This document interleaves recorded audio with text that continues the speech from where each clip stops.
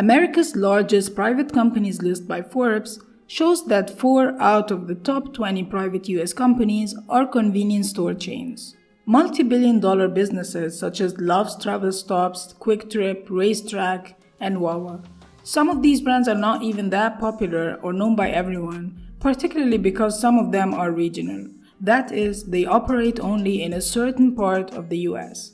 So in this video, we are going to learn more about the business of convenience stores, the origins of the concept, store sales, margins, and the key categories driving convenience store sales. So let's get started. The first company to start a chain of convenience stores was the Southland Ice Company, which started in 1927 in Dallas, Texas. It originally started as ice stations, but one of its employees suggested selling other grocery items such as milk, eggs, and bread in addition to ice. Although grocery stores and general merchandise stores were available at the time, the idea was that having basic grocery items at the ice station would eliminate the need for customers to drive a long distance to reach the nearest big grocery store, making it more convenient for customers. And this is where the name convenience stores comes from. Another reason for the naming was the opening hours of convenience stores. Since the early days, they were known for operating extended hours. And a lot of them today operate for 24 hours, conveniently giving customers a place to shop for items they might urgently need at midnight when all other stores are closed. Southland Company stores were initially called Totem stores, and the name later on changed to 7-Eleven, reflecting the store opening hours from 7 a.m. to 11 p.m., 7 days a week. And in 1963, they started operating on a 24-hour basis. So the convenience aspect is the main value proposition of these types of stores, and one of the key success factors as it serves a specific need for customers in the market. According to the National Association of Convenience Stores, convenience stores saw a record of $860 billion in sales in 2023. To understand how the sales reporting of convenience stores work, we need to first mention that a lot of convenience stores are attached to gas stations. So when total revenue is reported, this includes fuel sales. So in order to analyze the sales and margins of the stores themselves, we need to look at in-store sales separately. According to NACS, out of these $860 billion in total sales at US convenience stores, $328 billion were in-store sales. The average transaction value for in-store sales in 2023 was $7.8. Now let's look at the key categories driving convenience store sales. What are they selling? For many years, cigarettes has been the number one category at convenience stores. However, this is starting to change, mainly because of declining smoking rates in the US, which according to the CDC has declined from 21% in 2005 to 12% in 2021. Having said that, cigarettes and tobacco sales continue to be a big contributor to convenience store sales, and they are also a traffic driving category because convenience stores are the preferred place for smokers to buy their cigarettes, according to NACS. The category that has been seeing a big growth over the last few years is food service, which includes subcategories such as prepared food, hot, cold, and frozen dispensed beverages.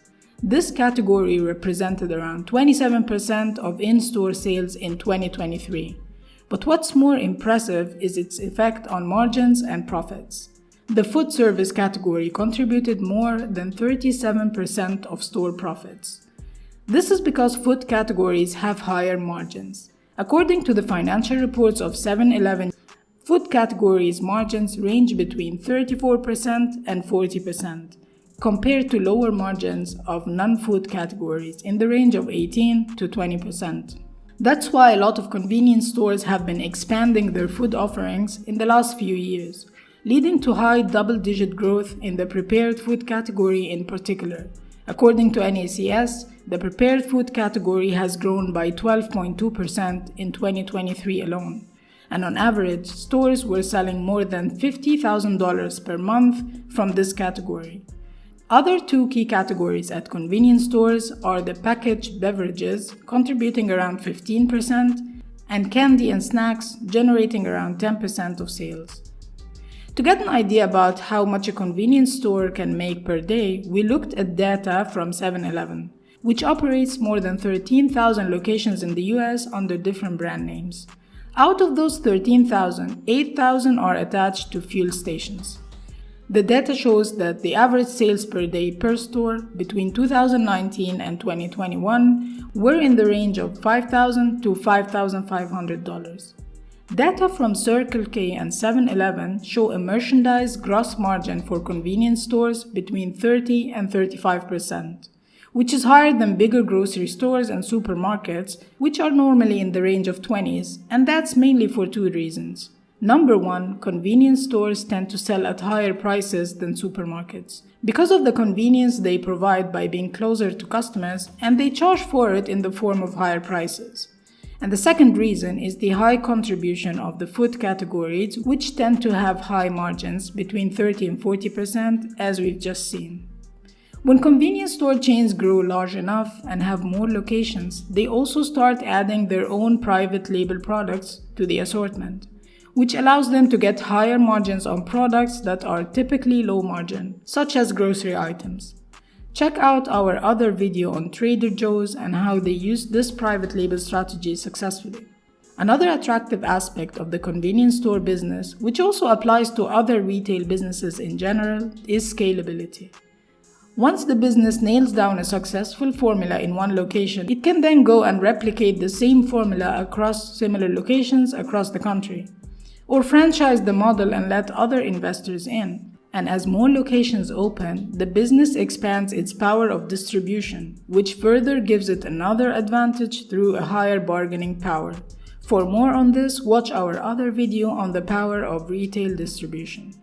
So all of these factors of high margins, proximity to customers, having pricing power, and serving a need that is existing in the market contribute to the success of the convenience store model, and explains why convenience stores continue to grow in sales and why the biggest chains continue to open and acquire more locations. Thank you for watching, and see you next time.